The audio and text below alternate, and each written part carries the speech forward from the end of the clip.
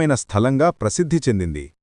ఇది తన చమత్కారమైన మరియు రహస్యమైన ఆధ్యాత్మిక విశ్వాసాల కోసం పేరు పొందింది. ఈ పర్వత శిఖరంపై ప్రతి సంవత్సరం మంచుతో సహజంగా ఒక శివలింగం ఏర్పడుతుంది. అది భక్తుల కోసం కేవలం విశ్వాసానికి సంకేతం మాత్రమే కాదు, ఒక అద్భుతమైన దైవీయ సంఘటన కూడా. స్థానిక నమ్మకాల ప్రకారం ఆ శివలింగం ప్రతి సంవత్సరం తన ఆకారాన్ని మార్చుకుంటుంది. దాన్ని భగవంతుడి శివుని ప్రత్యక్ష దర్శనంగా భావించి వేలాది మంది భక్తులు ఇక్కడకు వస్తారు. ఈ ప్రదేశం తన సహజ సౌందర్యం మరియు ఆధ్యాత్మిక శక్తి వల్ల ప్రసిద్ధి చెందింది. అలాగే ఇక్కడ ఒక రహస్యమైన కథ కూడా ఉంది. ఇక్కడకు వచ్చిన భక్తుల ప్రతి మనోకామన కూడా నెరవేరుతుందని చెబుతారు. కాబట్టి మీరు కూడా ఈ అద్భుతమైన ప్రదేశంలో భగవంతుడి శివుని దర్శించాలనుకుంటున్నారా? అవునైతే కామెంట్ చేయండి, హర హర మహాదేవ అని.